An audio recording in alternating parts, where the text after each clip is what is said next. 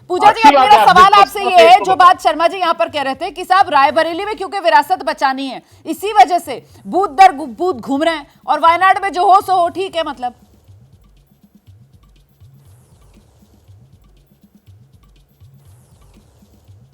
नहीं, देखिए, बूथ पर बूथ इसलिए घूम रहे हैं, बात विरासत बचाने की नहीं। 1921 में जवाहरलाल नेहरू की राजनीतिक दीक्षा भूमि थी, जब उनको किसानों पर गोलीकांड के लिए वो उनको मोतीलाल नेहरू ने भेजा था विलायत से आने के बाद। तो विरासत है हमारी, इस देश के लिए लड़ने की, इस देश के किसानों के लिए विरासत है हमारी, और उस विरासत पर गर्व है हमें। और इस विरासत को जब तक चाहेंगे तब तक उसको संरक्षण करके रखेंगे, भाजपा वाले कितना भी कह लें। और जहां तक अभी आपने दिखाया, आप इसमें गुस्सा होने की क्या बात है शर्मा जी? भाजपा वाले तो चिल्लाएंगे। आज वोट की शक्ति से जनता आपको भाजपा गो बैक का सील कर दी है, ये आप देख लीजिएगा। आप कितना भी राहुल गो बैक करवाइए, लेकिन राहुल तो गो बैक करेंगे नहीं, लेकिन भाजपा का गो बैक जरूर हो गया होगा। ठीक है, अब मैं दोनों वरिष्ठ पत्रकारों का रुख करती हूँ। हर्षवर्धन जी, पहले मैं आपके पास आ रही हूँ, जरा समझाइए ये जो तस्वीरें आज नजर आई, क्योंकि इससे पहले चुनाव वाले दिन इस तरीके की तस्वीरें नजर नहीं आती हैं कि उम्मीदवार के तौर पर राहुल गांधी जो हैं वो एज अ कैंडिडेट बूथ दर बूथ घूम रहे हो, जायजा ले रहे हो। ये तस्वीरें मुझे लगता है पहली बार देखने के लिए मिल रही हैं। वायनाड में भी ऐसी तस्वीरें देखने के लिए नहीं मिली। आपको क्या लग रहा है? से पहले एक प्रत्याशी के तौर पर लोकतंत्र में ये बड़ा जरूरी होता है कि आप अपने क्षेत्र की जनता से मिलें, उनका सुख दुख हाल चाल जाने, चुनाव के दिन बूथ पर जाएं। लेकिन आमतौर पर ये सामान्य प्रत्याशी करते हैं। राहुल गांधी जैसे नेता, सोनिया गांधी जैसे नेता, या उसके परिवार के लोग जो लड़ते रहे, तो ये सब होता नहीं कभी रहा। क्योंकि अगर ये रहा होता तो अमेठी में पैरों के नीचे से जमीन खिसक जाएगी, ये पता लगता, अंदाजा लगता है ना जब किसी कॉन्स्टिट्यूंसी में जाते हैं। और यहाँ तक कि एक छोटा सा उदाहरण लें तो राहुल गांधी तो किसी भूमिका में नहीं रहे, जब तक वो रहे वो सांसद के तौर पर ही रहे। प्रधानमंत्री नरेंद्र मोदी प्रधानमंत्री है, 10 साल उनकी कॉन्स्टिट्यूंसी को हो गया, और मुझे नहीं लगता कि औसत 4 से 5 बड़े दौरे उसके नहीं लगते हो वाराणसी की, हमने नहीं देखा है। वो वीडियो कॉन्फ्रेंसिंग से भी मिलते हैं, कई कार्यक्रम करते हैं, बहुत कुछ करते हैं। राहुल गांधी के साथ ऐसा होता हमने नहीं देखा। रायबरेली में सोनिया जी ने जिस तरह से बेटा सौंप रही हूं, जिस तरह से एक भावनात्मक अपील करने की कोशिश की, मुश्किल बहुत, लेकिन भारतीय जनता पार्टी को भी जो करना चाहिए था शायद नहीं कर पाए। और बीजेपी के भीतर भी अंदर की कलह बहुत है, और अदिति सिंह, मनोज पांडे, वहां के स्थानीय समीकरण, वो कितना भाजपा को लाभ दे रहे हैं, सवाल है। तो मुझे लगता है कि राहुल गांधी को अभी भी एज है, लेकिन मुश्किल में है, संकट में फंसे हुए हैं। अगर संकट में नहीं फंसे होते तो ये स्थिति नहीं दिखती। ये जो बात आपने कही है विनोद सर, संकट में फंसे हुए हैं और देर से ही सही, लेकिन अपनी कॉन्स्टिट्यूएंसी में संवाद बनाना नेता के लिए जरूरी होता है। प्रधानमंत्री मोदी से शायद सीख रहे हैं, और इसीलिए आज वोटिंग वाले दिन बूथ दर बूथ राहुल गांधी घूमते नजर आ रहे हैं। देखिए, राहुल गांधी, ये बात सही है आपकी कि इसके पहले किसी चुनाव में वो इस तरह से चुनाव मतदान वाले दिन बूथ दर बूथ नहीं गए। पहली बार इस तरह से हम भी देख रहे हैं। वायनाड में भी हमने देखा कि वो नहीं गए, उस दिन प्रचार में थे कहीं देश में किसी जगह। तो मुझे लगता है ठीक है, शायद अमेठी में जो 2019 में जो गलती हुई थी या जिस तरह से चूक हुई, तो इस बार वो कोई चूक नहीं करना चाहते हैं। देखिए, खाली एक चीज़ से ये मान लेना कि कोई व्यक्ति संकट में है, मैं इससे सहमत नहीं हूँ। मैं एक उदाहरण देना चाहूँगा। उत्तर प्रदेश में मोदी जी और योगी जी की लोकप्रियता चरम पर है।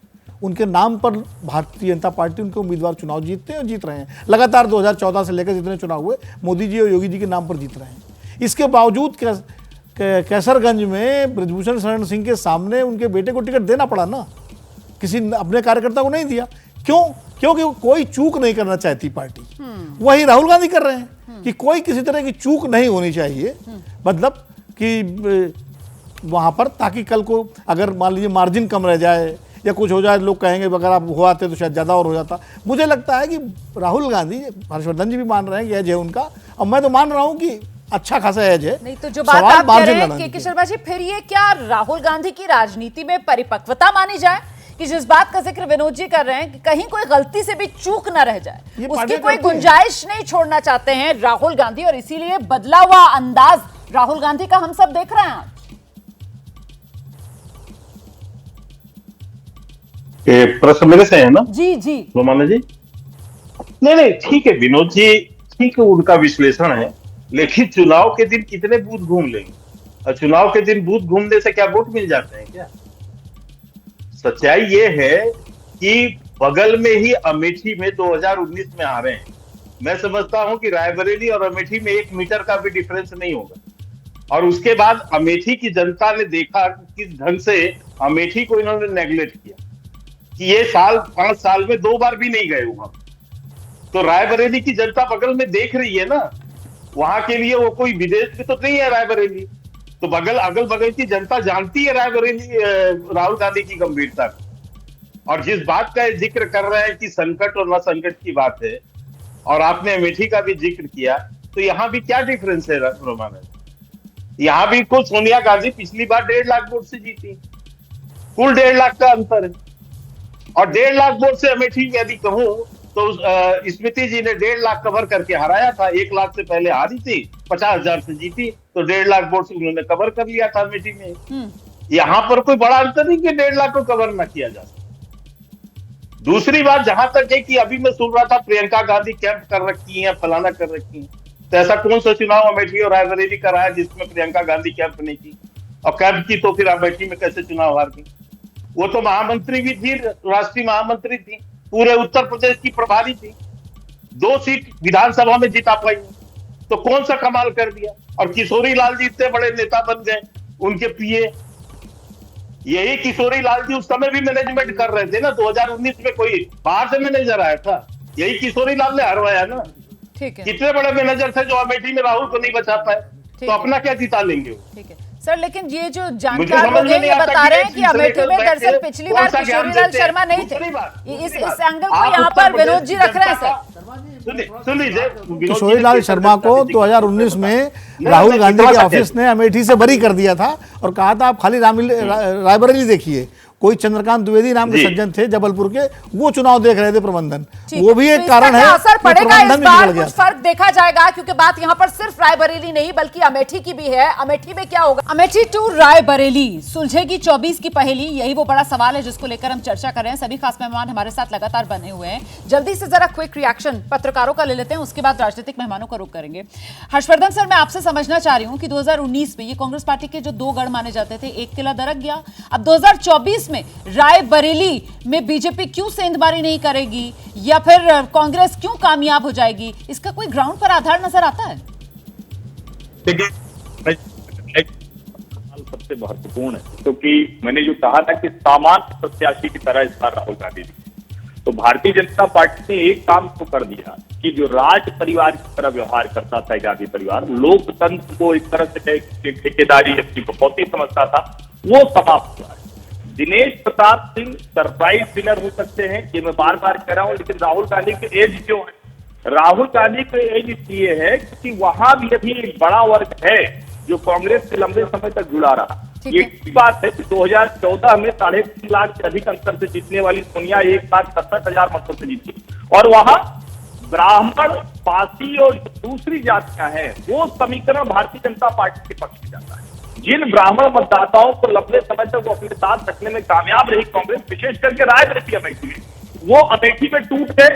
रायबरेली में मनोज पांडे के ज्वाइन करने के बाद जो भाजपा की प्रचंड लहर में भी 17 और 22 से जीते थे, ये ध्यान रखना चाहिए, वो भारतीय जनता पार्टी में शामिल। मैं क्यों कह रहा हूं, थोड़ा सा भाजपा से लेट हो गए या प्रत्याशी तय करने में। जब राहुल गांधी थे तो उनको भी कोई सरप्राइज कैंडिडेट उतारना चाहिए था, जिसको कहते हैं कि आप सही बात, बड़ी बात आप कह रहे हैं सर। और लेकिन यहाँ पर मुझे एक फैक्टर लगता है जिसको लेकर मुझे लगता है विनोद जी को आना चाहिए, उसके बाद मैं राजनीतिक मेहमानों का रुख करूंगी। विनोद सर, लेकिन सवाल यहाँ पर यह है कि क्या इस वजह से जरा सा एज राहुल गांधी को रायबरेली की सीट पर मिलता है कि साहब जो बीजेपी के उम्मीदवार है वो एक समय में पुराने कांग्रेसी रहे हैं, मतलब बीजेपी की तरफ से कोई अपना जो अपने कैडर से निकला हुआ शख्स हो उसको चुनाव मैदान में नहीं उतारा गया। यहां पर बीजेपी जो है वो थोड़ा सा मिस कर गई। नहीं, देखिए, बीजेपी ने रायबरेली में एक जमाने में अशोक सिंह हुआ करते थे जो भारतीय जनता पार्टी के सांसद 2 बार वहाँ से रहे, वो भाजपा के ही थे। कैप्टन सतीश शर्मा को एक बार हराया था उन्होंने। वो अब शायद उम्र के हिसाब से वो इस स्थिति में नहीं है कि चुनाव लड़ सकें जी।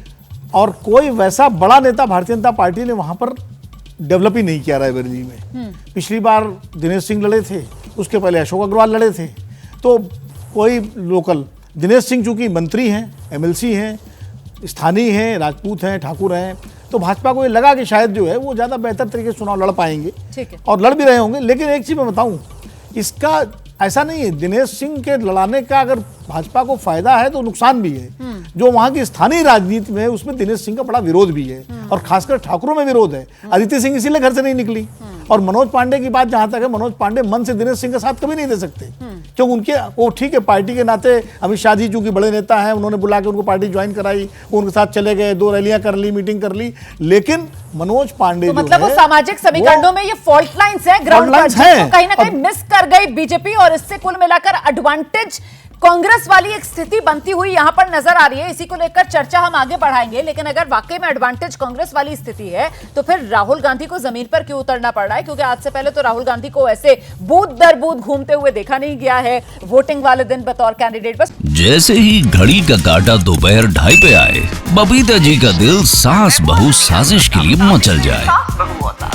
और ये है इनकी बहू, पूरे दिन ऑफिस की टेंशन हो जाए गॉन जब ये करें अपना फेवरेट शो फ्री टाइम पे ऑन। इनकी तरह आप भी देखिए अपना फेवरेट शो अपने टाइम पर, और डाउनलोड कीजिए एबीपी लाइव ऐप अपने स्मार्ट टीवी पर।